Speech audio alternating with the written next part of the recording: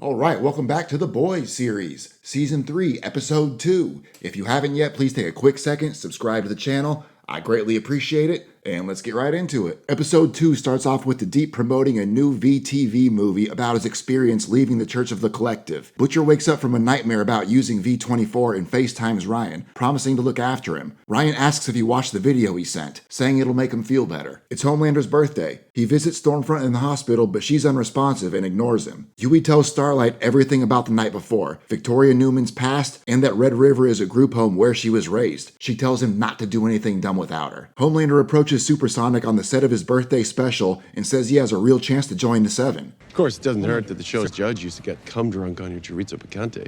He then gives the producer an updated script with some changes he made to Starlight's lines. Butcher visits MM to present his Soldier Boy theory. MM initially refuses, not wanting to repeat his father's obsession, but after Butcher leaves, he emotionally breaks out his old Soldier Boy files. Kamiko and Frenchie go to Vought Land during a Pride event, and he's completely blown away by the idea of a donut burger. Kamiko wants to ride rides, but they're here to question the Crimson Countess about Soldier Boy. They interrogate her backstage, and when asked about Soldier Boy, she escapes and accidentally blows up a Homelander mascot in front of hundreds of children, traumatizing them and Kamiko. At home, Huey is stressing out about Newman and accidentally cuts his hand open. When he tries to call Starlight, Supersonic answers and he asks for her to call him back. He hangs up, says fuck it, grabs the Newman folder and leaves. Starlight confronts Homelander about the changes he made to the script, and she says she's not doing it. Mr. Edgar chimes in and says she calls her own shots now. Homelander is humiliated and throws a tantrum, but nobody cares. At Vought Tower, A-Train pitches rebranding ideas to Ashley and her new assistant, Ashley 2, suggesting leaning into his African heritage to boost their low African American numbers, but he's oblivious to how forced it sounds. After the meeting, Seth pulls him aside and tells him everyone knows he doesn't really care about his roots. He has to find something real and be sincere. A-Train replies by telling him he doesn't have a dick.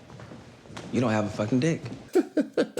It's funny because it's true. Huey heads to Red River Institute and gets in by posing as a Vought employee looking to adopt. When they recognize him on TV, he claims him and Starlight are secretly seeking adoption. It works, and he steals data from their computers, including a video revealing that young Nadia was adopted by Stan Edgar. At home, Newman tells Mr. Edgar that Vought needs to prevent future incidents like what happened the night before. He assures her it will be handled. Butcher shows up to a Vought-sponsored gun show and confronts Gunpowder in the bathroom about Soldier Boy. He refuses to talk and leaves. In the parking garage, Gunpowder ambushes Butcher. He shoots him in the leg and clips his cheek, and it was the most impressive, purposeful ricochet shot you'll ever see, before getting away. Homelander attempts to talk down a suicidal woman named Chelsea, but news of Stormfront's self-inflicted death breaks mid-conversation. She bit off her own tongue on his birthday. Devastated, he emotionally unravels, and Chelsea says she doesn't want to jump anymore. She asks for God's help. No God, the only man in the sky is me.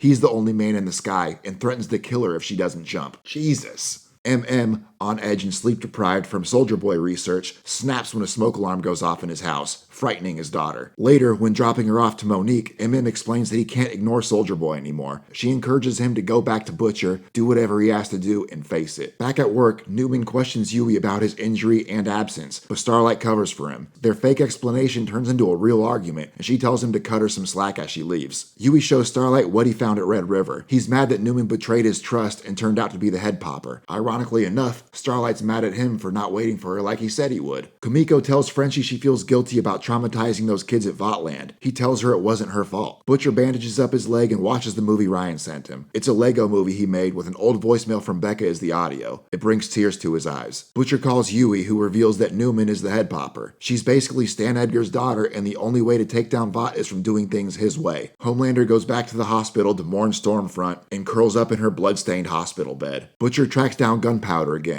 After taking V24, he survives Gunpowder's attack, heals, and brutally forces the truth out of him. Soldier Boy didn't die in a nuclear meltdown. He was taken during a CIA operation overseen by none other than Grace Mallory. After getting what he needs, Butcher beats him to a pulp before killing him. A-Train debuts a new, unapproved, African-inspired suit, angering Ashley. On stage, a heckler mocks Stormfront's death during Starlight's speech. You're not, she died! Homelander grabs the mic, Kanye West style, and launches into an unhinged rant about his superiority, refusing to cut to commercial. He declares he's not like the rest of you. He's stronger, smarter, and better than everyone, and they need him. He's done apologizing. They aren't the real heroes. He is. Man, That speech is equally as unhinged as it is epic. Psychotic is my favorite Homelander flavor. No one can do crazy better than him. And if the people rally behind him after that, it's just going to encourage him to go further, and that's going to be a dark, dangerous path. We saw hints of it when he made that girl Chelsea jump. Pure evil for the sake of being evil. I mean, they say hurt people hurt people. That's a perfect example right there. Because the very last thing Stormfront did was done 100% just to hurt him. She knew that. And it worked. On his birthday, no less. I guess it's just the Nazi in her, right? Anyways, thank you guys for joining me on this episode 2 recap. Episode 3 is coming up next. If you haven't yet, please take a quick second, like the video, subscribe to the channel. It helps me out a lot. I appreciate each and every one of you. Thanks for watching.